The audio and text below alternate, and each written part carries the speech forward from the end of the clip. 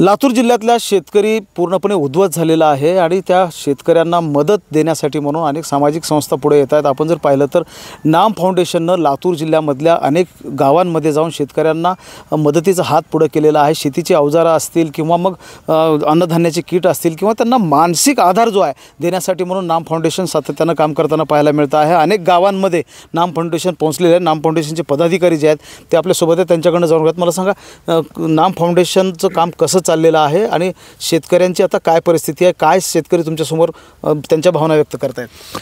परिस्थिती तरी भयंकर आहे की म्हणजे परिस्थिती सांगण्यापलीकडं आणि पाहण्याच्या पलीकडं। म्हणजे आता महाराष्ट्रामध्ये आपण आत्तापर्यंत दुष्काळावरती काम केलं होतं पाणीसाठी, पण पहिल्यांदा असं झालं की पूर परिस्थितीवर काम करण्याची वेळ आली, तर त्यामध्ये काय करावं हे सुचत नाही। पण त्यातल्या त्यात एक सुरुवातीचा एक मदतीचा हात म्हणून छोटंसं आम्ही त्यांना अन्नधान्यापासून एक सुरुवात करतो आहे, पण जेवढं करेल तेवढं कमी आहे। पण आम्ही त्यातलं अत्यावश्यक ज्या गोष्टी आहेत आणि आमच्या थोड्याशा ज्या आम्ही त्यांना थोडा हातभार लावू शकतो त्याचा प्रयत्न करतो। सध्या आम्ही त्यांना किराणा किटपासून सुरुवात केलेली आहे। कुठं मशीन लागली, गावामध्ये पाणी तुंबलं किंवा काही असं रस्ता बंद असेल त्यासाठी मशीन पण देतो आहे।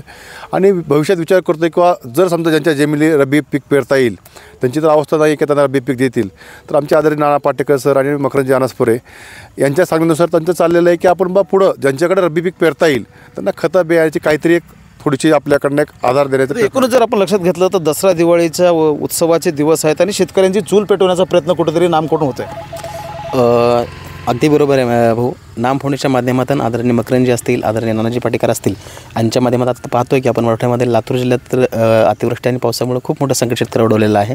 आम्ही फुल नाही फुलाची पाकळी नामच्या माध्यमातून आपण शेतकऱ्यांकरता पोहोच करतोय। एक लक्षात घेतलं आपण तर सरकारच्या मदतीच्या अगोदर देखील सामाजिक संस्था ज्या आहेत त्या पुढे येत आहेत आणि शेतकऱ्यांना मदतीचा हात पुढे करतात। शेतकऱ्यांना एक प्रकारे आधार देण्याचा प्रयत्न जो आहे तो सुरू आहे।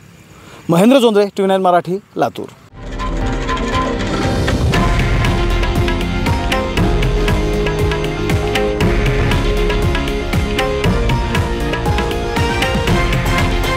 हे आहे देशातील नंबर 1 न्यूज नेटवर्क आणि आपण पाहत आहात TV9 मराठी, एकमेव।